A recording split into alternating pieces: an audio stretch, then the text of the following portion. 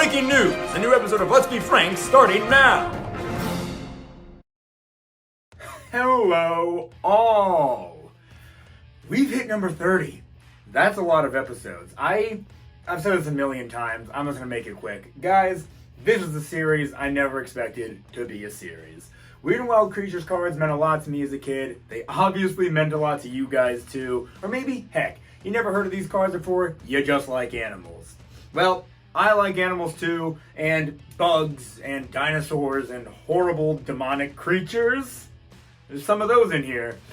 So, let's go ahead, do number 30, which means we're talking about some creatures today that don't want to kill you. Isn't that great? Isn't that a great break from the norm? Now, obviously, some of these creatures, these animals, are going to have to hunt. They're going to have to eat food, but I tried to pick some things that aren't after humans. We're safe. Today, we're not on the menu. We're A-okay.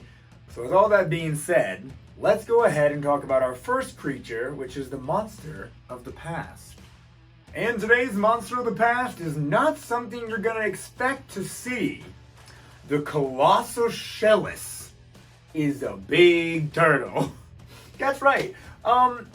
The past is full of a lot of things, from big lizards to big cats to big turtles. Just think of something we have today. They had it, but it was bigger. Big sloths, they got it all, baby.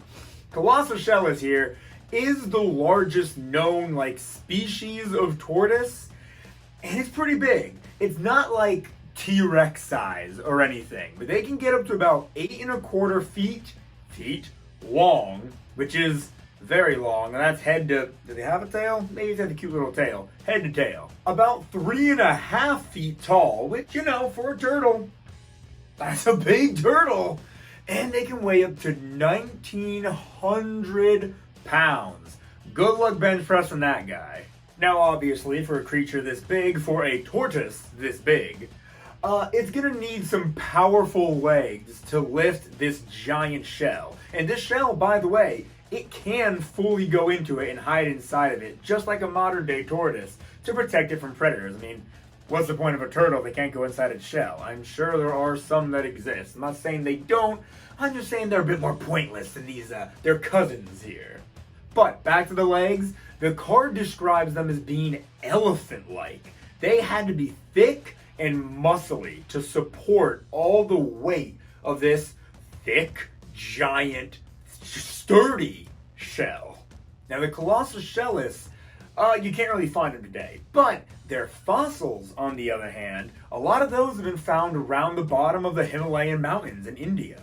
And the card says that a lot of the plants that the Colossoshellus, I'm probably starting to mess that up now, I've said it so much, a lot of the plants he ate back in the day are still there at the foot of the mountain. And listen, I don't know if the Himalayan mountains are known for their tortoise populations, but I'm sure they can thrive in that environment just like their great-great-great-great-great-grandfathers.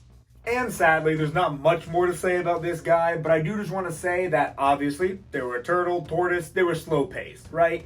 Didn't move very fast. And it's probably this low-energy lifestyle, so says the card, that allowed them to live probably around 200 years. And we have some tortoises around today that have lived for a very long time, well past 100 at least. So I think these guys, the card makes them look all scary and like they have sharp claws and everything, but they probably were just giant tortoises. Nowadays, they're just a bit smaller, Regardless, I want to go ahead and move on now to our Nightmare of Nature. Now, when people think of violence or evil or, I don't know, a dark lord or something, what animal, specifically bird, would come to mind? I'm betting the raven was exactly what you were thinking. That or crows, it's a toss-up, but ravens are scary birds. They can be cute, they can be very intelligent birds, but if you just look at them, you don't know anything else about them, you think pitch black bird, that is frightening. But honestly, they're really not that bad. You know what they eat? Do you know what they eat? Things that are already dead. So they don't do the killing. Isn't that great? I'm sure they would like some birdseed every now and again. Maybe whatever they can kind of find on the ground. Maybe somebody scattered some rice at a wedding. I don't know.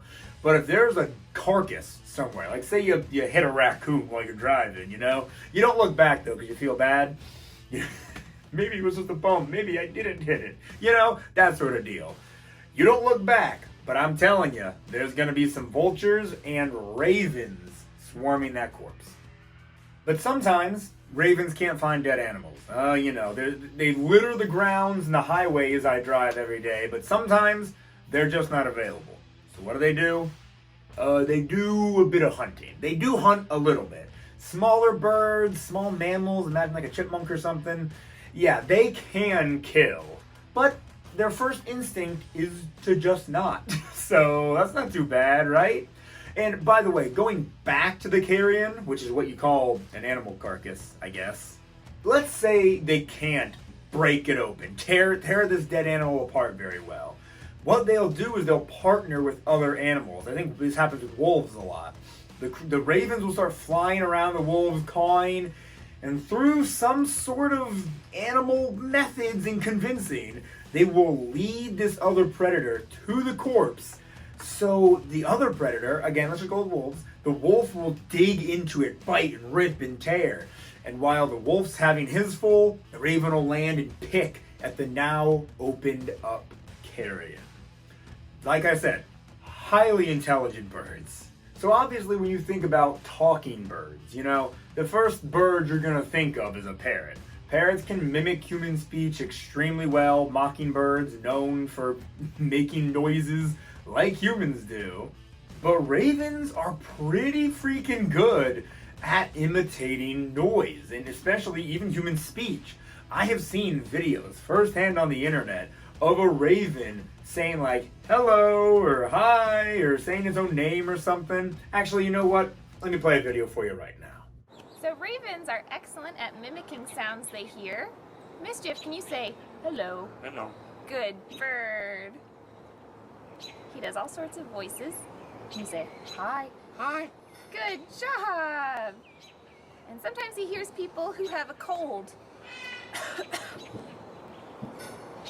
Good job, Mischief. Spooky, right? Very spooky. But this just goes to show that it's a cool bird. I don't know where I was going with that. Guys, believe me, this is a cool bird. If you don't like ravens, like my wife isn't a big fan of crows or ravens. They chased her as a child, so now she's afraid. Listen, I understand, but you gotta admit, their intelligence is admirable. But with all that being said, let's go ahead and move on from the ravens, because we have a lot more creatures to talk about today. Speaking of those, let's talk about those toxic terrors. And today's toxic terror is gonna be the lion's mane jellyfish. Now, I know I said at the beginning that these things won't want to harm humans. But I never said they wouldn't accidentally harm us, you know? And anything can attack a human. Even the raven that we just discussed. If we're messing with its nest, it's gonna try and claw our eyes out. But it's not its intent, you know? It's not like a tiger, which wants us in its belly, you know? Now this guy here, yes, it can hurt, probably even kill us. Those tentacles it has, extremely long. Longer than like some whales. And they are loaded with tons and tons of venom.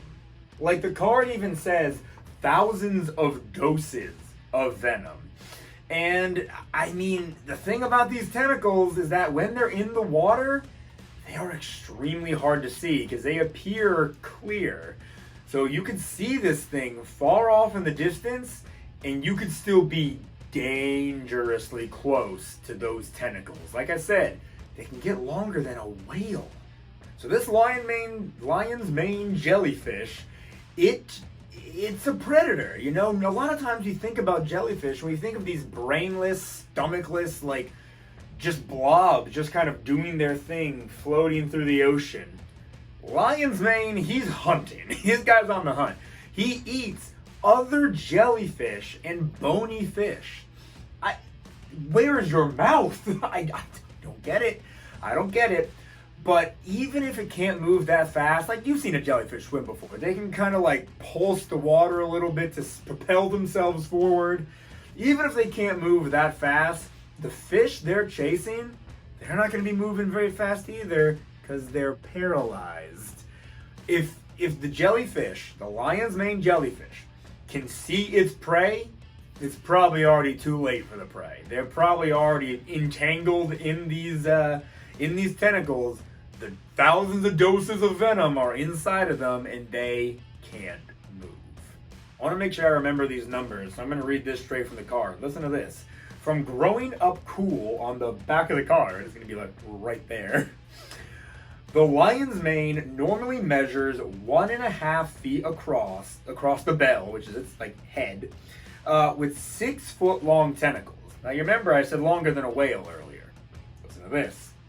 Jellyfish that live in cold Arctic waters can grow to 6.5 feet across, which is taller than me, and grow tentacles that are 115 feet long.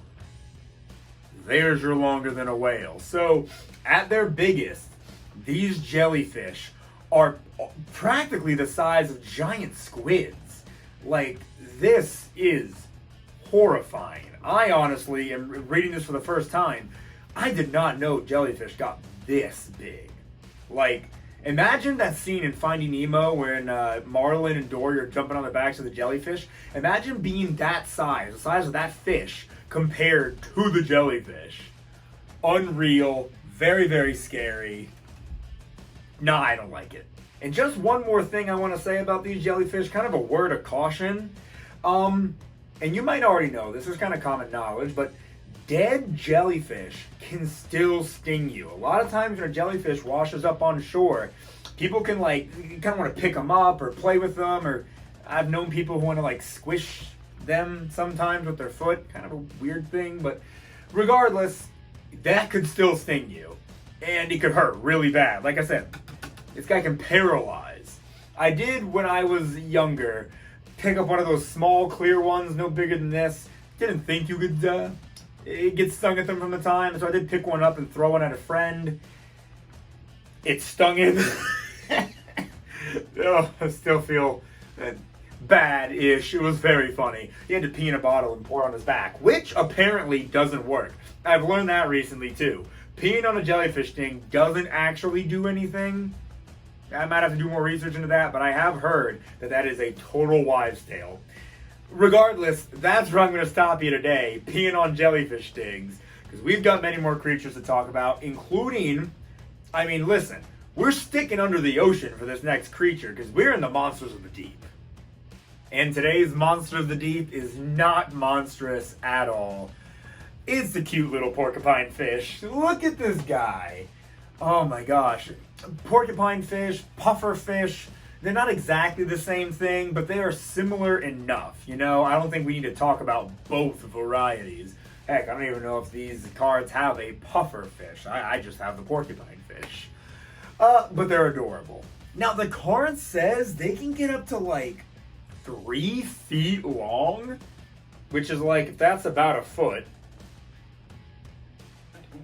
What? That's the size of a beach ball. I thought they just kind of maxed out at here, especially when blown up. But hey, you know, maybe I'm wrong. Very, very cool though. I love watching a pufferfish go from being this semi-normal looking fish to fully inflating to its ultimate form. It's great. It's cute. It's a cute fish. So just as our toxic terror was also technically a monster of the deep, this monster of the deep is also a toxic terror, because when the porcupine fish inflates, it gets all these sharp, pointy darts. Not darts isn't the right word. Needly points. That's better. Poking out from its body. And each one of those has poison inside of it. So all of this fish's predators, who would be predators, choose not to be predators because they know they'll get poisoned. Now, I'm not sure how potent this stuff really is, but I know I would not want to mess with it. Now, even this cutie's gotta eat. So what does he eat? Clams, oysters, and even hard coral. All the teeth in its mouth are fused together to form two hard plates that can break through these intense shells. I wish I could do that, man. I freaking love mussels. I guess I don't really need to break them open with my teeth because they just kind of open up when you cook them. But he can't cook them, so he needs to be able to break those shells. Oh, I really want mussels. Now, we've all seen porcupine fish before, but the one thing you always notice, especially after it inflates, are those tiny little fins that can barely help it swim. Like, not inflated, they do a pretty okay job, but inflated, they kind of just make the poor guy spin. But as much as I would love to keep talking about this guy, we've got to get to the tiny terrors next, because we're talking about a pretty freaking cool bug. And our tiny terror today is the Asian Longhorn Beetle. A very cool looking beetle. Go ahead and take a look at this guy's full scale. I'm going to go down here. Oh boy. Look at that. Look at how cool that guy is. Huh. Now you'll notice his blue, black, and white coloring. That's what makes him so unique. I'm guessing that's the Asian variety of longhorn beetle, because here in Florida, in America in general, we have other longhorn type beetles. The oak root borer is one we have around here. And here's a picture I've actually found. I found these guys in my work before. We get them every year, and they are massive. They are a lot bigger than you'd expect them to be. The card says they get up to about 1.5 inches big with 2-inch long antennas, hence longhorn. But honestly, I feel like some of the oak root borers I've seen at work are even just a little bit bigger. I don't know, but let's keep talking about the Asian longhorn beetle, not its distant relative. So what do these guys eat? Do they suck our blood? Do they eat other insects? Do they eat their own kind? No, they do not. They just eat trees. They're pretty prolific at it. When it's time for reproduction, female longhorn beetles will lay their eggs inside of a tree. And then, when they hatch, that larva will start eating the tree from the inside out. And even as an adult, that's what they eat. They eat the wood and the bark of trees. And they are an invasive species here in America. We never used to have them before, but they are here now, wreaking havoc on our poor trees. So if you see one, I almost hate to say it, but you might want to dispose of them. You notice on the back of this beetle how its wing casings are black with white spots.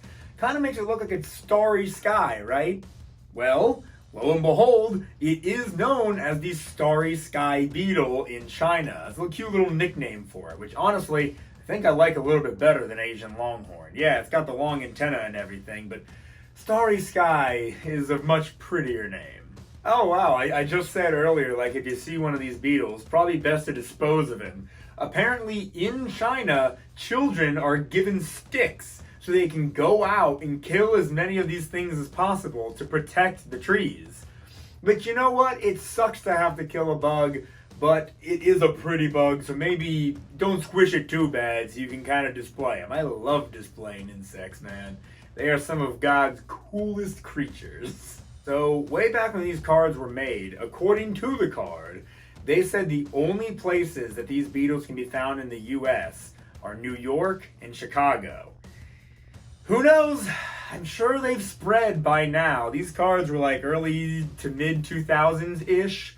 So I'm sure we've got a lot more longhorn beetles wreaking havoc in our American forests, which suck, but again, grab a stick, go out and squish them, we'll be alright. But with all that being said, guys, we've got 2 more sets of creatures to talk about. So let's go talk about those strange wonders now. And today, our strange wonder is the star-nosed mole. What a freaky little freak. So the card does describe the star-nosed mole as being always searching for prey. But hey, this thing's gotta eat. So that makes sense. It's not coming after us, but it is a detriment to worms. But that's alright, we've got a billion worms. The thing that's interesting is that the card says this little guy spends most of its time underwater.